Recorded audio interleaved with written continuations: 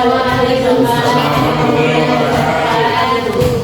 terhormat Bapak Wakasekuritulum serta Bapak Ibu sekalian yang sama berbahagia di hari ini. Terima kasih saya ucapkan kepada Bapak Ibu yang sudah bersedia hadir di ruangan ini dalam rangka diseminasi penyebaran pemahaman dan penerapan pengalaman budaya positif di sekolah. Oke, jadi sebelum kita masuk ke materinya, kira-kira apa yang terlintas di benak Bapak Ibu ketika membaca kalimat budaya positif? Kira-kira apa yang terlintas? Budaya positif. Kebiasaan baik. Ya, silakan. Kebiasaan yang dibiasakan. Kebiasaan. Pak. Budaya yang baik. Ya, budaya yang baik. Oke, bagus sekali ya jawaban dari bapak-bapak bahwa budaya positif itu kebiasaan dan budaya yang baik itu sudah betul. Tapi untuk lebih sempurnanya pengertian dari budaya positif dan bisa kita terapkan di sekolah ini kita akan bahas setelahnya ini. Sebelum kita masuk ke budaya positif, kita alangkah baiknya tahu dulu apa tujuan pendidikan. Jadi menurut Ki Hajar Dewantara bahwa tujuan pendidikan itu adalah menuntun segala kodrat yang ada pada anak-anak.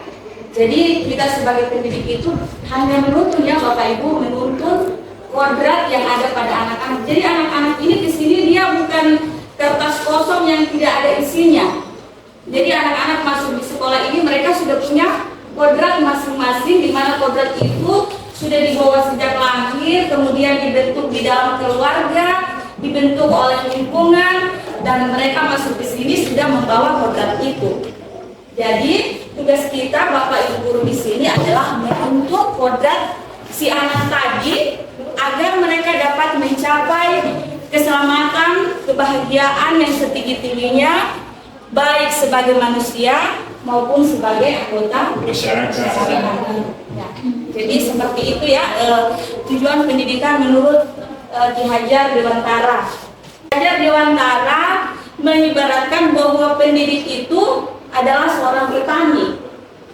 Nah, seorang petani, jadi si petani ini dia kan akan mengusahakan tanamannya untuk tumbuh subur kan? Ya. Nah, misalkan petani di sawah, dia menanam padi, dia pasti akan menginginkan padinya ini hasilnya berkualitas. Nah, untuk menghasilkan padi yang berkualitas, pasti si petani ada usahanya kan? Ya. Misalkan memberi pupuk, misalkan memberi air, menyiangi, memberi obat-obat untuk hama. Nah, tujuan-tujuan dari petani tadi tidak lain adalah untuk menghasilkan padi yang berkualitas. Nah, begitu juga kita Bapak Ibu di sekolah ini, kita ibaratkan sebagai petani. Oke, kita lanjut. Nah, sekarang sekolah. Sekolah itu diibaratkan tanah yang subur untuk bercocok tanam. Dan kita petaninya kan? Nah, supaya sekolah itu bisa menjadi tempat yang nyaman untuk anak-anak, maka kita sebagai guru harus menciptakan lingkungan yang positif dan menyenangkan. Bagaimana itu lingkungan yang menyenangkan? Itu terdapatnya warga sekolah yang saling mendukung, saling belajar dan saling bekerja sama. Nah, itu yang harus kita ciptakan di sekolah ini supaya lingkungan sekolah ini menjadi lingkungan positif dan menyenangkan untuk anak. Oke, sekarang setelah lingkungan sekolah sudah menyenangkan, maka dari lingkungan yang baik itu akan tercipta kebiasaan-kebiasaan baik. Nah, setelah ada kebiasaan-kebiasaan baik, maka akan tertanam karakter baik juga di anak. Nah, setelah ada karakter baik, sudah membentuk karakter anak dengan baik, maka lahirlah yang namanya budaya positif. Nah, jadi itu ya Bapak Ibu, mengapa harus ada budaya positif di sekolah ini. Boleh? Sampai situ ada pertanyaan tentang budaya positif. Kalau belum ada mau saya lanjut. Ya, dulu Bu. Oke. Nah, kita ke pengertian budaya positif. Jadi budaya positif adalah nilai dan kebiasaan di sekolah yang berpihak pada murid agar mereka dapat berkembang menjadi pribadi yang kritis, penuh hormat, dan bertanggung jawab sesuai dengan profil pelajar Pancasila. Untuk itu kita melakukan budaya positif itu dalam rangka pencapaian profil pelajar Pancasila. Kira-kira siapa yang tahu dimensi dari profil pelajar Pancasila? Bapak Ibu? Ya, silakan Pak. Berpikir kritis dan kreatif. Ya, ada lagi ya. Bergotong royong, berpikir kritis, kreatif, bergotong royong. Ada lagi Bapak Ibu? Beriman dan bertakwa. Beriman dan bertakwa kepada Tuhan Yang Maha Esa dan berakhlak mulia ya.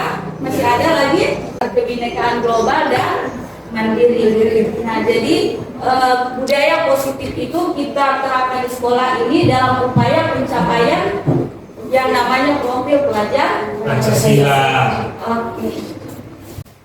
Kita lanjut. Nah, ini konsep inti dari budaya positif. Apa saja itu budaya positif? Jadi ini budaya positif diawali dengan perubahan paradigma belajar.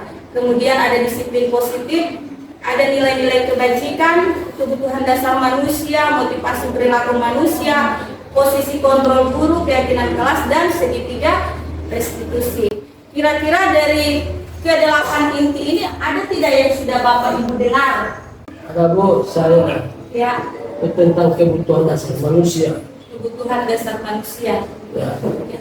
Jadi menurut Bapak apa saja itu kebutuhan dasar Kebutuhan manusia? dasar manusia, bagaimana dia bisa bertahan hidup tentu dengan pemenuhan kebutuhannya seperti makan, tempat tinggal, kemudian bisa bersosialisasi dengan orang lain. Ya. Bagus sekali ya, kita kasih aplaus. Ya. Oke, mari kita bahas satu persatu ya.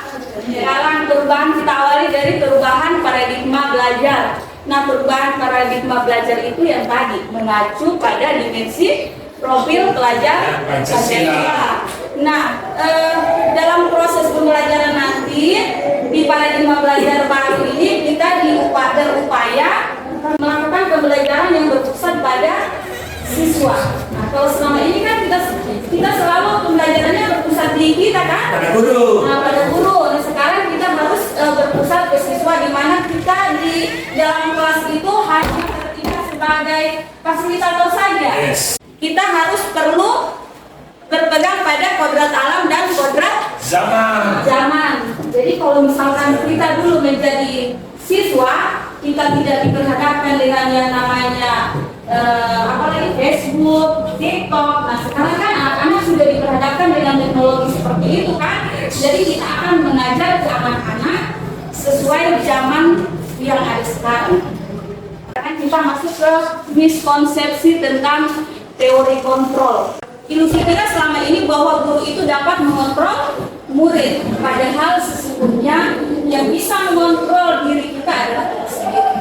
Ya, jadi begitu juga untuk siswa, yang bisa mengontrol diri mereka adalah mereka sendiri. Oke, sekarang yang kedua, ilusi bahwa semua penguatan positif efektif itu bermanfaat. Yang dimaksud dengan penguatan positif itu semacam kita memberi hadiah. Jadi kita merasa selama ini kita memberi hadiah, kita memberi reward dalam bentuk apapun, itu bisa merubah anak. Padahal itu tidak. Kalaupun bisa merubah ya merubah dia di saat itu, tapi tidak ke depannya. Jadi nanti ada hadiah baru dia bisa berubah. Oke, yang berikut, ilusi bahwa kritik dan membuat orang merasa bersalah dapat menguatkan karakter. Jadi kalau misalkan bapak-bapak biasa ya, kalau misalkan langsung anak dikritik habis-habisan, nah itu kita menganggap bahwa itu bisa merubah dia. Padahal merubah di saat itu saja, itu tidak akan berjalan lama. Oke, berikut ilusi bahwa orang dewasa memiliki hak untuk memaksa. Kita merasa sebagai orang dewasa yang harus dia ikuti. Nah, padahal sesungguhnya itu hanyalah ilusi sebenarnya. Oke. Nah, ini mengubah paradigma stimulus respon ke pendekatan teori kontrol. Berikut perilaku buruk dilihat sebagai suatu kesalahan, tapi di teori kontrol semua perilaku memiliki tujuan. Nah, ini yang perlu kita benahi di sekolah ini. Seringkali kita melihat anak yang berbuat yang buruk, selalu kita katakan itu adalah sebuah kesalahan. Harusnya itu tidak terjadi ya Bapak Ibu. Sebentar ada caranya untuk menetralisir keadaan itu. Oke, karena semua perilaku itu memiliki tujuan. Jadi harusnya kita kaji kenapa anak ini berbuat salah, berbuat hal yang buruk. Berarti ada tujuan yang ingin dia capai. Nah, tujuan itu pasti ada kaitannya dengan kebutuhan manusia yang tadi disampaikan oleh Pak Sofyan. Yes. Oke. Sekarang disiplin positif. Menurut Bapak Ibu sebelum membaca, kira-kira disiplin itu apa? Ya harus ya. Kalau sudah ada disiplin, kata disiplin pasti ini harus dilakukan, ini harus ditegakkan. Padahal sesungguhnya disiplin itu adalah belajar. Oke, sekarang disiplin positif lahir dari kesadaran diri. Nah, kita harus memunculkan motivasi intrinsik anak, motivasi dari dalam diri anak untuk melakukan sesuatu yang atas dasar dari dirinya, bukan karena motivasi dari luar.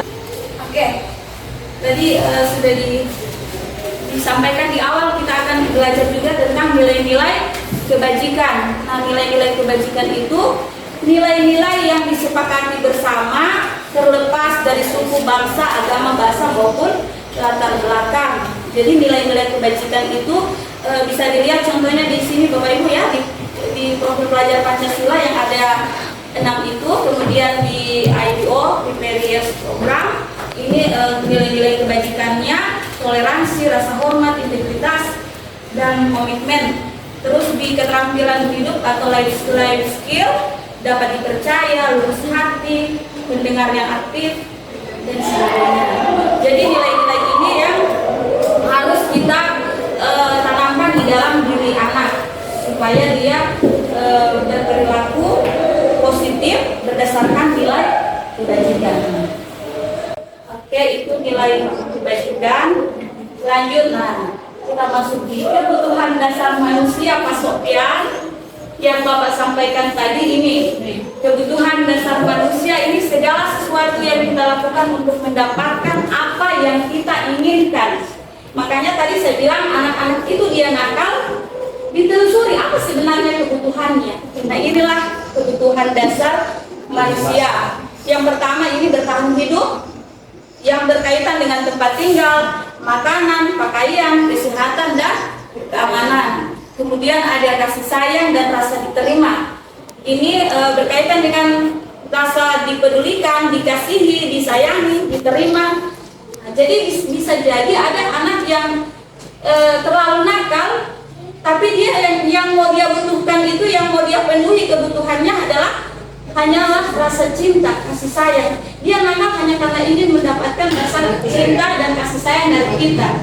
Makanya kita tidak bisa menjudge bahwa anak itu nakal karena memang sudah tabiatnya seperti itu. Kemudian ada penguasaan, ini tentang harga diri, keinginan untuk dianggap, mau memimpin, mau diakui, mau didengar. Oke, yang berikut adalah kebebasan. Ada di sini mandiri, yang berkaitan dengan kebebasan ya, mandiri, memiliki pilihan, mencoba hal baru, mampu mengendalikan arah dirinya. Kemudian ini ada kesenangan.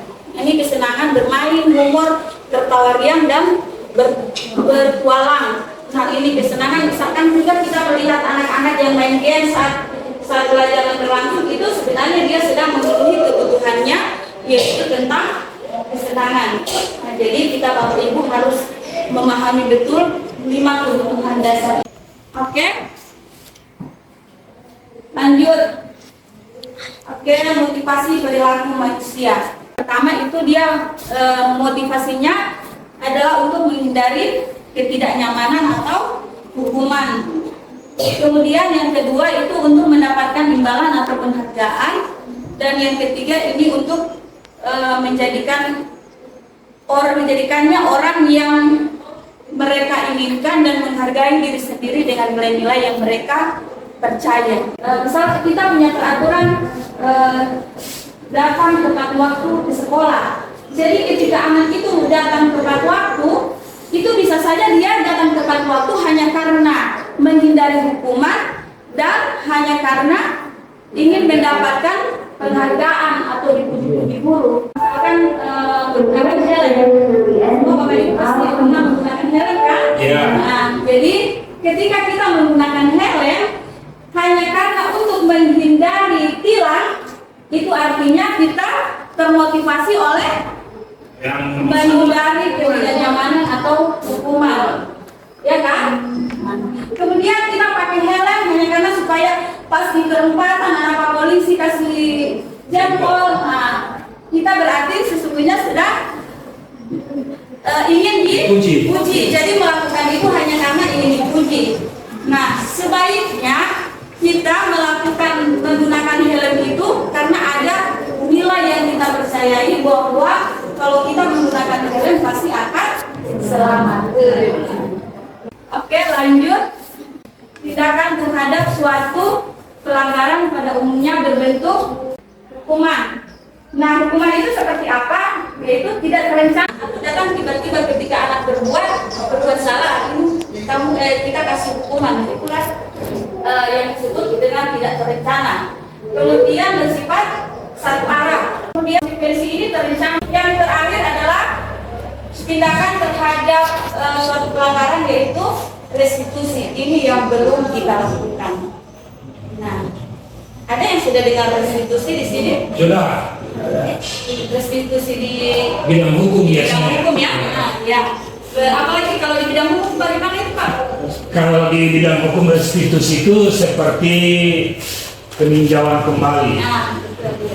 Ya, macam ada contoh yang baru-baru ini yang lagi viral, Jessica katanya mau di PK kembali karena ada temuan baru ternyata dia tidak bersalah, karena mau direstitusi. Ya. Jadi sama ya Pak? Yes. Juga. Jadi ini restitusi ini yang belum kita lakukan Bapak Ibu.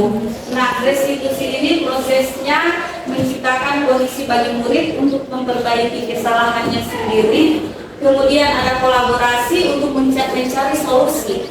Jadi ketika anak berbuat salah, kita ajak dia bicara, berkolaborasi, memecahkan masalah yang dia hadapi. Jadi yang mencari solusi dari permasalahan itu si anak, bukan kita. Kita hanya teman berkolaborasi, bisa mengarahkan, tapi kita tidak bisa menentukan. Si anak sendiri yang menentukan dengan cara apa dia akan menyelesaikan masalahnya. Oke, 5 posisi kontrol seorang guru. Ini diperhatikan baik-baik ya Bapak Ibu karena setelah ini ada kuis tentang 5 kontrol seorang guru. Oke, 5 kontrol seorang guru ini yang pertama adalah penghukum. Yang berikut membuat merasa bersalah. Ini sudah mengecewakan saya. Jadi ketika kata-kata itu masuk ke telinga anak, dia merasa menjadi orang yang merasa bersalah kepada misal kembaliannya sama gurunya. Ya, itu yang disebut dengan membuat merasa bersalah. Oke, yang berikut sebagai teman. Nah, oke, sekarang sebagai pemantau. Kalau pemantau ini lebih ke konsekuensi dan yang paling ideal itu adalah manager. Kita yang tadi itu ya yang menggunakan restitusi, kita memberi kesempatan kepada anak untuk memanage dirinya sendiri. Dia mengatur dirinya sendiri. Ini contohnya, Ini ada kasus di sekolah kita ya. Ini kasus yang sering dan selalu terjadi. Siswa tidak memakai atribut lengkap saat upacara. Nah, kalau posisi kontrol kita sebagai penghukum, langsung bilang apa? Bersihkan lapangan sampah, siram tanaman di greenhouse. Nah, itu sebagai pembunuh. Nah, sekarang sebagai pembuat merasa bersalah. Berapa kali saya harus memberitahu kamu, kamu selalu saja mengecewakan saya. Jadi si anak akan merasa bersalah sekali kepada perwaliannya atau kepada guru yang menegurnya seperti itu. Oke, lanjut. Sebagai teman, ya sudah, tidak apa-apa, lain kali jangan sampai lupa atribut sekolah. Jadi seakan-akan kesalahannya itu diredam karena merasa guru ini berteman dengan anak. Oke, yang berikut pemantau. Kamu sudah melanggar peraturan sekolah, kamu pasti tahu konsekuensinya kan? Nah, jadi kita hanya memantau, mencari tahu dia tahu tidak konsekuensi dari kesalahan yang sudah dia buat. Itu sebagai pemantau. Sekarang yang manajer. Kalau kita posisi kontrolnya sebagai seorang manajer, kita akan bertanya seperti ini. Apakah kamu tahu kesalahanmu? Kira-kira bagaimana kamu memperbaiki kesalahanmu ini? Jadi kita memberi kebebasan ke anak untuk memanage dirinya. Jadi kalau misalkan tidak pakai atribut, apa solusi dari dirimu sendiri supaya kamu bisa menggunakan atribut di setiap hari Senin? Boleh? Bisa ya? Bisa diberikan kontrol? Sekarang kita masuk kuis. Oke. Nah, saya kecewa sekali dengan kamu. Posisi kontrol apakah aku? Kalau misalkan ada kalimat seperti ini, saya kecewa sekali dengan kamu. Kedua merasa bersalah. Oke, kita lihat jawabannya. Benar ya? Yes. Gula-gula ini, gula-gula. Benar, ada konsumsi. Ya. Ada kalimat kamu tidak benar-benar melakukannya. Pemantau. Pemantau. Yes. Ada lagi? Apa? Apa Pak Indra? Penghukum. Oke. Jadi kan penghukum itu bisa secara fisik dan psikis kan? Ini sampai ke psikis. Oke. Jadi yang benar tadi adalah penghukum.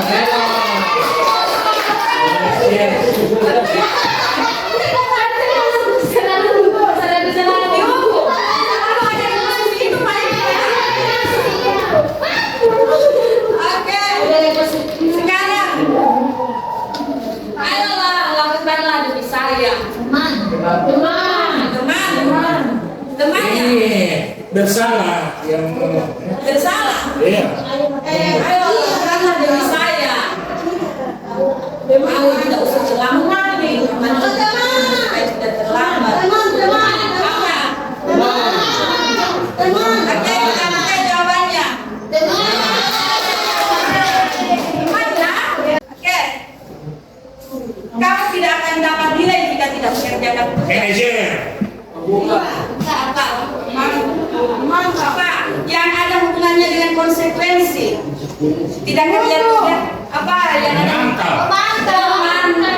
Pemantau ya, barangkali dengan Ibu Farida.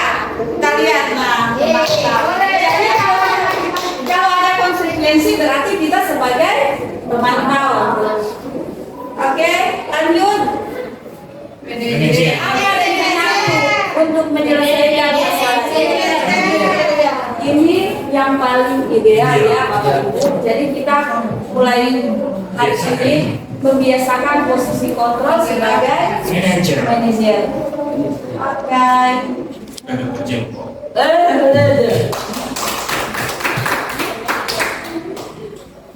Nah, ini kita ke keyakinan. Nah, tadi kan kita sebut keyakinan toh. Tentang apa ini keyakinan? Mengapa keyakinan kelas? Mengapa bukan peraturan kelas? Keyakinan kelas itu sama dengan peraturan kan? Sama seperti tadi kan peraturan menggunakan helm. Nah, itu peraturan itu tapi dia tidak disebut keyakinan ketika kita menggunakan helm hanya karena untuk menghindari hukuman atau mau mendapatkan hadiah. Oke. Jadi kenapa bukan peraturan itu tadi? Karena kita ingin menumbuhkan motivasi intrinsik anak, motivasi dari dalam diri anak meyakini bahwa harus mematuhi peraturan itu atas dasar keyakinan sendiri, bukan karena hukum atau pujian. Oke, sudah pintar sekali Bapak Ibu. Oke, sekarang ini ya, keyakinan kelas ini harus kita buat di dalam kelas kita masing-masing Bapak Ibu semua. Ini contohnya ada di keyakinan kelas, ini sudah saya buat. Dan perumusan kalimat keyakinan kelas itu ia bersifat abstrak, berupa pernyataan universal, dibuat dalam pernyataan positif. Pernyataan positif misalkan begini, kalau beraturan berarti ada kata tidak, ada kata dilarang, ada kata jangan. Nah itu kan kalimat negatif itu semua. Nah itu kalau peraturan. Ketika dia menjadi keyakinan, maka berubahlah kalimat negatif itu menjadi kalimat positif. Misalkan tidak membuang sampah sembarangan, itu peraturan. Ketika kita jadikan positif, buanglah sampah pada tempatnya. Nah, jadi nanti di kelas Bapak Ibu merumuskan keyakinan kelas seperti itu ya. Jangan menggunakan kata tidak, jangan, dilarang. Jadi kata negatif kita kembali. Karena kalau misalkan kita menggunakan kata tidak atau menggunakan kata negatif, itu imbasnya anak akan melakukan itu hanya karena dua motivasi tadi, menghindari hukuman dan menginginkan ujian. Nah, kalau misalkan kita menggunakan kata positif, maka yang tumbuh adalah dari dalam diri anak, kesadaran anak sendiri. Oke, lanjut. Oke, untuk keyakinan kelas ini dibuat di kelas masing-masing, kemudian ditempel di kelas ya Bapak Ibu, supaya anak-anak bisa melihat itu setiap waktu. Dan, ya ini punya ini contoh di kelas saya ya. Tapi keyakinan kelas ini kita sepakati bersama dengan siswa. Ya betul. Jadi yang kita pikir. Ya jadi teknisnya nanti begini. Pas di kelas ini kan ada guru, ada siswa. Jadi disampaikan ke anak bahwa kita akan melakukan membuat keyakinan kelas. Jadi Bapak Ibu bisa sampaikan ke anak dulu apa beda keyakinan dengan peraturan, biar anak kan lebih tahu dan lebih bisa. Iya. Di sini contohnya saling menghargai dan menghormati. Itu nilai-nilai kebajikan yang tadi ada kan itu, menghargai dan menghormati. Nah, kemudian ada saling tolong menolong, bersikap jujur dan apa adanya. Kemudian senyum, sapa, salam, sopan dan santun. Jadi tidak ada kata tidak, jangan dan sebagainya di sini ya Bapak Ibu. Kemudian setelah kita menyampaikan perbedaan peraturan dan keyakinan ke anak, baru disebar seperti stick note ke anak masing-masing. Terus si anak yang menulis keyakinan itu, ini saya dapatkan dari keyakinannya anak-anak, mereka yang menulis ini, bukan saya yang menulisnya. Jadi ketika disebar stick note, baru mereka saya kumpulkan setiap orang ada dapat saya bebaskan setiap orang mau tulis berapa keyakinan. Jadi mereka ada menulis sampai 3, 4. Nah itu saya kumpulkan di papan tulis. Kemudian kami rumuskan bersama sampai lahir. Lahirlah keyakinan kelas yang ada kaitannya dengan nilai-nilai kebajikan tadi. Oke, jadi bukan kita guru ya yang merumuskan itu, tapi anak, karena itu kan berkaitan dengan kenyamanan mereka di dalam kelas. Kalau misalkan ada yang tidak mau dibully, nah keyakinan apa yang kamu inginkan di situ? Jadi makan dan minum hanya di jam istirahat. Kan ada kalanya anak-anak makan dan minum di dalam kelas kan, jadi kita tidak bisa bilang jangan makan dan minum di kelas, tapi arahkan ke kalimat positif, makan dan minum hanya di waktu istirahat. Berarti artinya di selain istirahat tidak boleh makan di kelas. Boleh tentang keyakinan kelas? Ya. Insya Allah kita langsung terapkan ya Bapak Ibu. Nah sekarang masih tetap kaitannya dengan restitusi tadi. Yang saya bilang ada caranya, inilah caranya. Jadi segitiga restitusi ini suatu proses dialog yang dijalankan guru atau orang tua agar dapat menghasilkan murid yang mandiri dan bertanggung jawab. Jadi dialog itu, misalkan anak mau memecahkan masalahnya dengan caranya sendiri, itu kan mengajak anak untuk bisa mandiri kan? Kemudian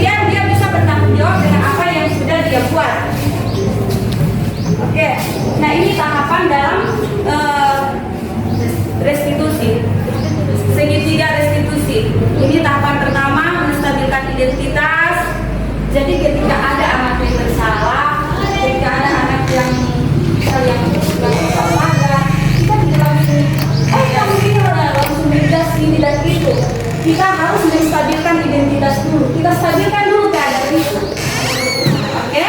Setelah kita menstabilkan keadaan, kita langsung validasi tindakan yang salah. Kemudian kita validasi mengapa itu terjadi, kenapa dia lompat pagar. Jadi baru itu kita memvalidasi. Kita tidak perlu kenapa kita lompat pagar ini. Itu sebenarnya nanti kegiatan yang kedua. Yang pertama itu menstabilkan dulu. Setelah itu kita menanyakan keyakinan. Makanya keyakinan ini harus kita buat lebih dulu setelah kita melakukan segitiga restitusi. Karena percuma kita restitusi tapi kita tidak ada keyakinan, tidak ada dasar untuk anak untuk patuh dengan apa yang sudah dia yakini. Jadi kita buat dulu keyakinan, baru kita akan buat tahapan restitusi seperti ini. Boleh? Oke. Itu tahapan restitusinya.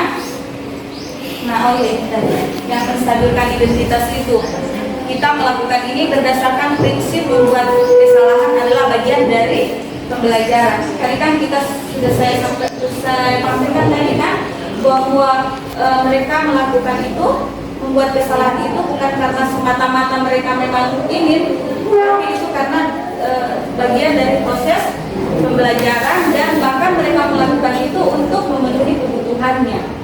Nah, ini kata-kata ya, kalimat yang harus kita sampaikan ke anak ketika kita ada di fase menstabilkan identitas.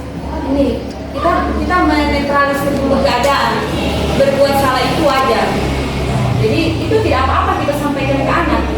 Kemudian tidak ada manusia yang sempurna. Bapak atau ibu juga pernah melakukan itu. Misalkan bapak ibu tidak mau mencari siapa yang salah, tetapi bapak ibu ingin mencari solusi dari permasalahan ini. Nah, kamu berhak merasa begitu. Ini kalimat-kalimat yang bisa kita utarakan ketika kita akan menstabilkan keadaan. Jadi tidak langsung kamu itu langsungnya. Jadi kita stabilkan dulu dengan kata-kata seperti itu. Oke? Kemudian untuk validasi, memvalidasi tindakannya yang salah tadi berdasarkan prinsip setiap perilaku berupaya memenuhi kebutuhan tertentu. Jadi itu kita perlu perlu pikir betul-betul bahwa anak ini melakukan itu ada tujuan, itu untuk memenuhi kebutuhannya. Makanya kita harus validasi tujuan apa sih yang sebenarnya mau dia penuhi. Oke, kata-kata yang bisa kita utarakan, kamu pasti punya alasan mengapa melakukan hal itu. Jadi jangan langsung, mana ini lompat pagar, tidak tahu diri. Kita harus tanya dulu, sebenarnya apa alasan kamu untuk kamu bisa lompat pagar? Jadi itu ya pertanyaannya, kamu pasti punya alasan mengapa melakukan hal itu. Padahal kamu bisa melakukan yang lebih buruk dari ini. Kemudian kamu patut bangga karena telah melindungi sesuatu yang penting buatmu. Kamu ini contoh-contoh kalimat ya, ketika kita ada di posisi validasi tindakan yang salah. Oke, sekarang untuk menanyakan keyakinan. Ini berpedoman pada keyakinan kelas yang sudah kita sepakati ya. Nah, ini untuk keyakinan itu bisa menumbuhkan motivasi intrinsik anak, motivasi dari dalam diri. Jadi keyakinan kalimat yang kita utarakan bisa seperti apa keyakinan kelas kita, nilai-nilai apa yang telah disepakati bersama, seperti apa gambaran sebuah kelas yang ideal menurut kamu ingin menjadi orang yang seperti apa. Jadi kalimat-kalimat seperti ini kita utarakan ketika kita mau menanyakan keyakinan. Setelah semua itu dijalankan, kemudian kita membiarkan anak untuk membuat satu langkah-langkah penyelesaian dari masalahnya sendiri. Oke, boleh? Bisa Bapak Ibu menerapkan segitiga restitusi ini untuk tindakan kepada anak-anak kita, karena mengingat tadi ya bahwa anak-anak itu sebenarnya mereka berbuat salah itu bagian dari pembelajaran.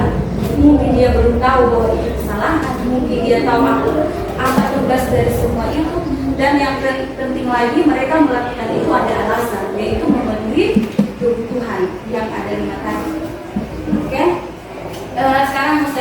menyampaikan contoh ya, contoh penerapan segitiga restitusi yang sudah saya lakukan.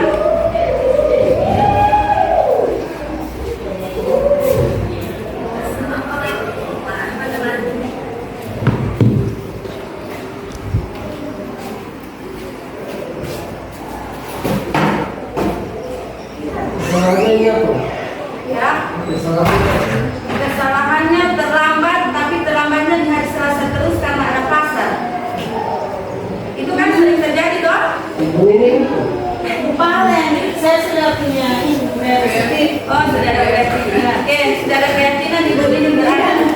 Ini kasus pertama ya, ada 2 kasus saya sudah melakukan.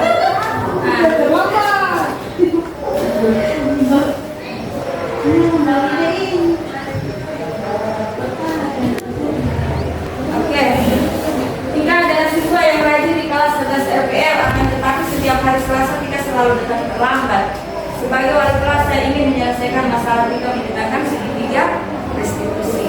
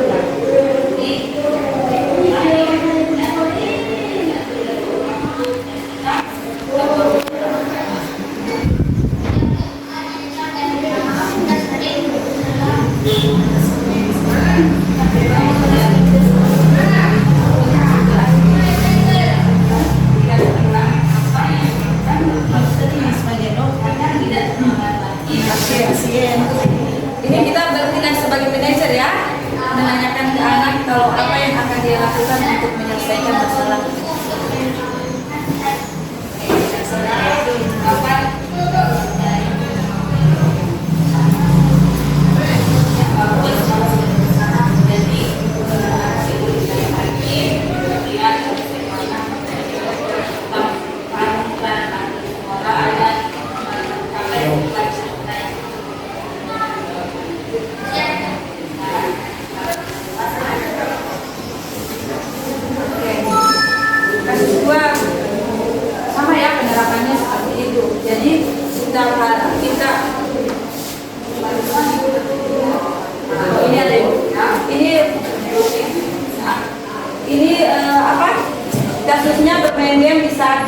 pembelajaran bahasa Inggris.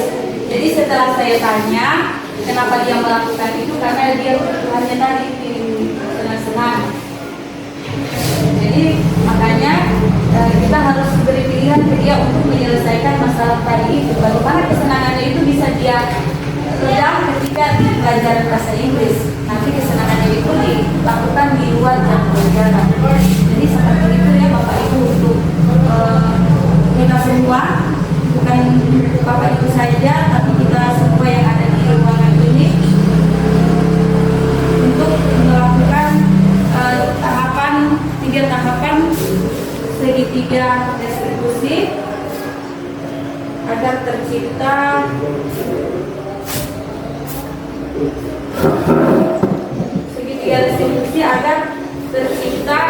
motivasi intrinsik dari anak. Boleh? Jadi selama ini anak itu hanya termotivasi oleh dua keadaan, yaitu karena ingin menghindari hukuman dan karena ingin mendapatkan pujian atau mendapatkan imbalan dan sebagainya. Nah, sekarang yang harus kita terapkan yaitu, jadi kita akan menggeser paradigma baru itu ya, paradigma lama ke paradigma baru dengan menerapkan segitiga restitusi, di mana kita membelajarkan anak untuk berbuat itu karena ada keyakinan yang dia yakini. Jadi untuk itu kita buat dulu keyakinan kelas. Ya, boleh?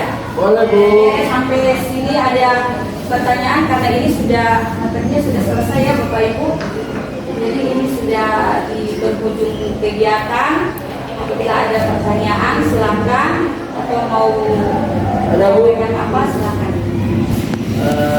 Dengan adanya pembelajaran yang Ibu sudah laksanakan, minimal mengetahui pada diri sendiri yang sebelum dan sesudah belajar dari apa yang sudah dipelajari. Sekiranya mungkin ada flashback sebelumnya, kilas balik yang pernah menjadi kesalahan sebelum disampaikan ke teman-teman ini. Ya, terima kasih Pak Sofian. Ini berbagi pengalaman.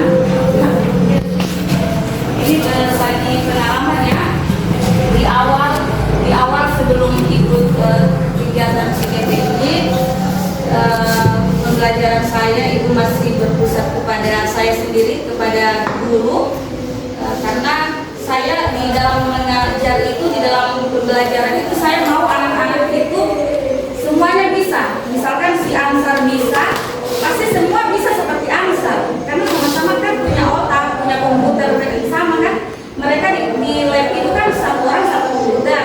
Jadi ketika si Ansar bisa membuat tugas yang saya perintahkan, jadi saya berasumsi bahwa semua pasti bisa, karena kamu punya komputer masing-masing, punya otak, punya modul yang sama, sudah pasti hasilnya pasti akan sama. Itu dulu. Tapi setelah menerima materi bahwa CGP bahwa pendidikan itu sifatnya menuntun kodrat, nah sementara kita yakini bahwa kodrat anak itu kan berbeda-beda, tergantung kodrat itu kan dibawa dari lahir, tergantung dia di mana dia dibentuk. Misalkan dibentuk di dalam keluarga yang broken home, nah apa jadinya kodrat itu? Ketika dia berada di lingkungan yang raut maut, nah apa jadinya kodrat itu? Sehingga kita harus memahami kodrat itu dan kita akan menuntutnya sesuai kodratnya. Itu yang pertama. Kemudian yang kedua, setelah belajar tentang apa yang namanya budaya positif, ternyata selama ini saya sudah salah, karena saya sudah salah ya menerapkan anak, sudah salah memberi tindakan kepada anak. Padahal seharusnya seperti ini, kita tidak harus menjas anak. Dan pas pembelajaran ini kan kami ditanya, refleksikan oleh si fasilitator, dan saya menyampaikan itu bahwa saya selama ini masih ada di posisi kontrol sebagai pendukung dan lebih banyak sebagai teman. Nah, jadi saya lebih banyak sebagai teman. Jadi setelah belajar ini baru saya menyadari ternyata saya sudah salah selama ini dengan anak-anak, dan itu yang patut kita perbaiki kembali. Dan dan setelah saya mengetahui itu, dan jadi saya berkewajiban untuk membagi itu ke Bapak Ibu, biar kita bisa merubah apa yang sudah salah, karena saya yakin juga Bapak Ibu seperti apa yang sudah saya lakukan kemarin. Oke, jadi itu Pak Sofyan, gambaran saya, dan sekarang saya sudah ada di hadapan Bapak Ibu menyampaikan materi tentang budaya positif. Itu yang Bapak tanya. Iya, ada satu ya. Ada program di mana Iya.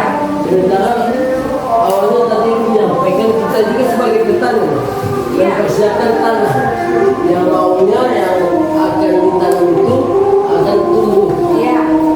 Jadi macam ada pertentangan dari anak sebagai kodrat dan itu sebagai petani yang menyiapkan tanah itu supaya kodrat yang ada itu bisa tumbuh subur maupun terbentuk dengan baik sesuai dengan keinginan petani. Ya, bagus pertanyaannya ya. Jadi maksudnya kita sebagai petani di sekolah kita, di lahan yang sudah ada ini kan, kemudian anak datang menuju ke lahan kita ini, dia sudah punya, dia bukan kertas kosong yang masuk ke dalam sekolah kan, dia sudah membawa kodratnya sendiri-sendiri. Jadi tinggal kita menuntun kodrat itu. Jadi kita tidak memaksa anak, kita tidak bisa memaksa tanaman yang tadinya padi, kita menjadikan jagung. Jadi padinya menjadi padi. Jadi anak itu membawa kodratnya, misalkan kodratnya sebagai padi. Jadi biar itu menjadi padi, tugas kita memelihara padi itu menjadi subur, memberi air, memberi pupuk, memberi supaya yang tadinya padi itu bisa menjadi padi juga dengan padi yang berkualitas.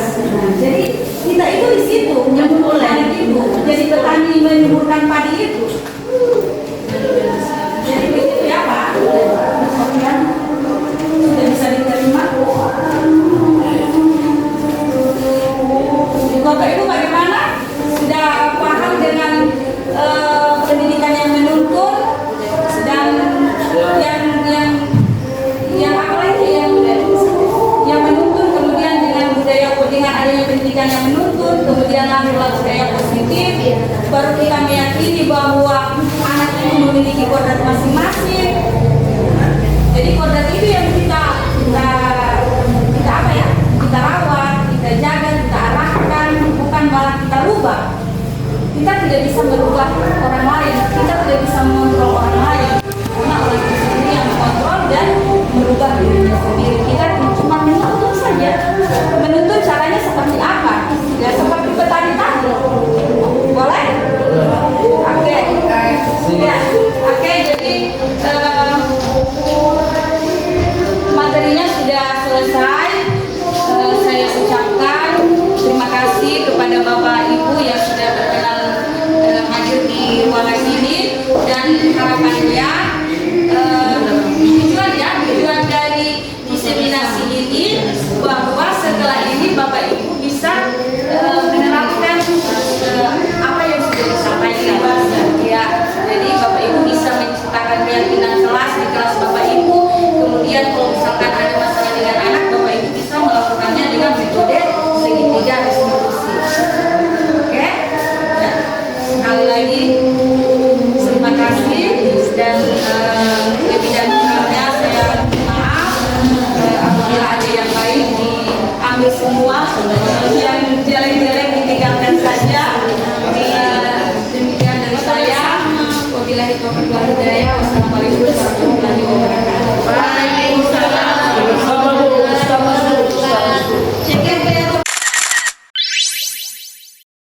Assalamualaikum warahmatullahi wabarakatuh.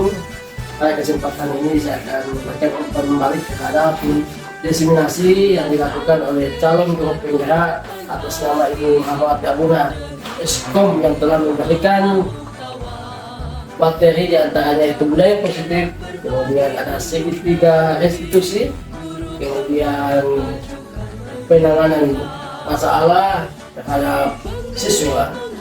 Maka kami menganggap ini adalah hal yang positif, dan kami juga rasa belajar kembali bagaimana untuk penanganan siswa terhadap budaya-budaya positif yang harus dibangun, sehingga siswa akan ada kesadaran tanpa dipaksakan, dan kami juga guru menyadari hal itu. Semuanya tidak harus dengan paksaan. Kita membangun kesadaran dari siswa itu sendiri supaya mereka senang dalam melaksanakan pembelajaran di kelas. Untuk itu kami ucapkan banyak terima kasih atas diseminasi ini, dan ini memang membuat kawasan kami lebih terbuka lagi, sehingga insya Allah yang diseminasi ini kami juga merasa merubah keadaan yang selama ini yang kami anggap itu benar. Dengan adanya diseminasi ini, kami juga berharap mungkin dari guru lainnya juga akan ada perubahan. Demikian dari kami, selamat untuk calon guru penggerak bisa mendiseminasikan kita. Terima kasih. Assalamualaikum warahmatullahi wabarakatuh. Saya akan menyampaikan umpan balik terhadap diseminasi yang disampaikan oleh Ibu Rahmawati Abuna Iskom kepada kami guru-guru. Dari materi kemarin, ternyata posisi kontrol ideal seorang guru adalah sebagai manajer. Namun saya menyadari bahwa saya selama ini hanya memposisikan diri saya sebagai teman, karena dapat dengan mudah mengontrol dan merangkul anak-anak dalam mengatasi masalah dalam pembelajaran. Dengan materi ini, saya mendapat perbaikan agar dapat menjadi manajer dalam pembelajaran. Manajer dalam hal ini menangani siswa dengan menggunakan segitiga restitusi, yakni menstabilkan identitas, validasi, dan menanyakan keyakinan. Dengan menerapkan ini, semoga akan ada perbaikan ke depan terhadap diri saya, dan terima kasih kepada Ibu Rahma telah berbagi ilmu. Semoga sukses sebagai calon guru penggerak. Assalamualaikum warahmatullahi wabarakatuh. Perkenalkan, saya Nining Abdul, peserta sosialisasi budaya positif dari Ibu Rahmawati Abuna, CGP Angkatan 9, sekaligus Kepala Tenaga Administrasi Sekolah di SMK Negeri 5 Gorontalo. Dalam kesempatan ini, Ibu Rahmawati Abuna telah melaksanakan sosialisasi mengenai budaya positif. Kami sebagai peserta merasa sangat terbantu dengan sosialisasi ini, karena banyak sekali informasi penting yang kami dapatkan mengenai budaya positif, terutama di lingkungan sekolah kita. Karena mengapa? Sebab budaya positif ini akan menimbulkan rasa aman dan nyaman kepada siswa ketika proses belajar mengajar, serta menanamkan keyakinan siswa untuk berpikir, bertindak, dan menciptakan sebagai proses memerdekakan diri mereka sendiri. Terima kasih.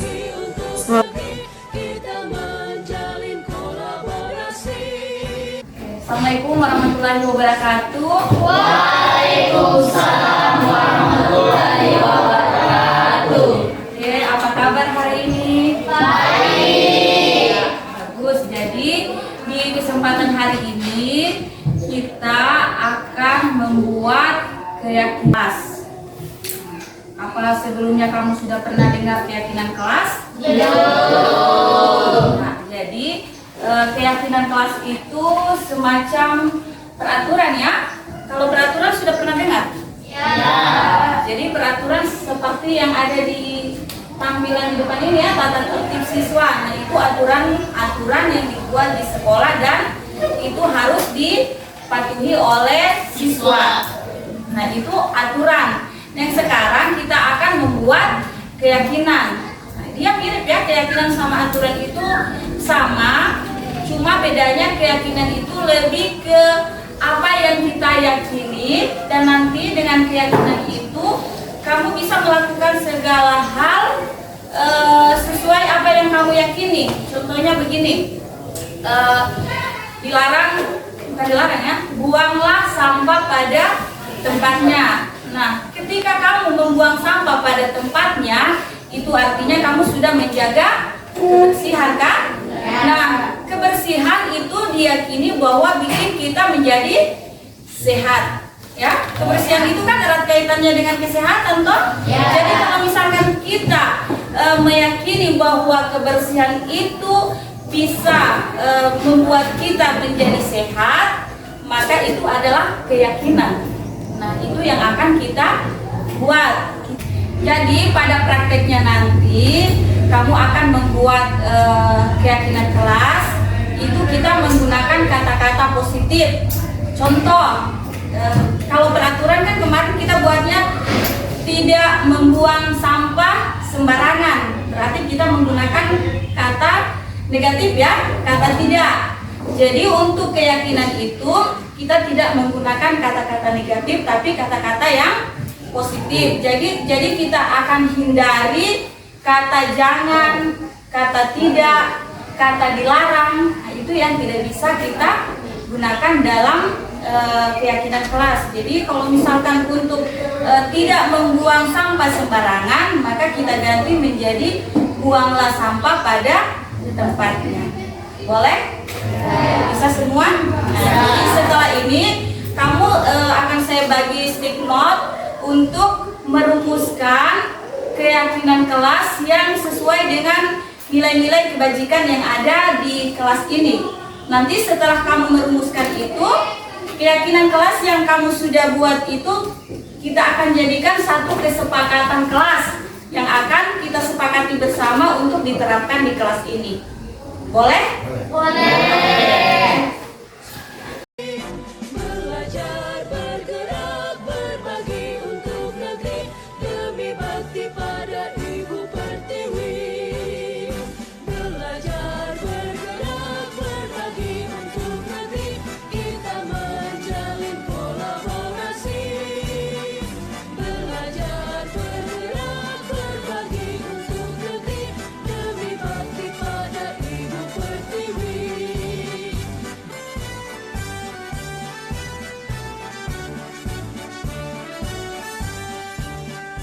Bulatkan tekad, kuatkan hati, negeri ini memanggilmu kawan. Belajar, bergerak, berbagi untuk negeri, guru penggerak majukan pendidikan.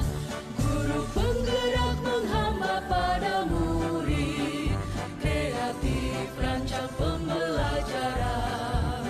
Hargai potensi, tingkatkan prestasi, lahirkan profil pelajar Pancasila. Belajar, bergerak, berbagi untuk negeri kita menjalin kolaborasi. Belajar, bergerak, berbagi untuk negeri demi bakti pada Ibu Pertiwi.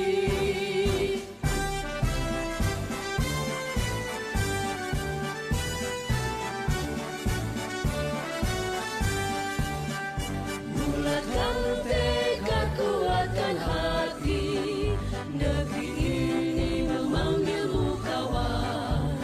Belajar, bergerak, berbagi untuk negeri, guru penggerak majukan pendidikan.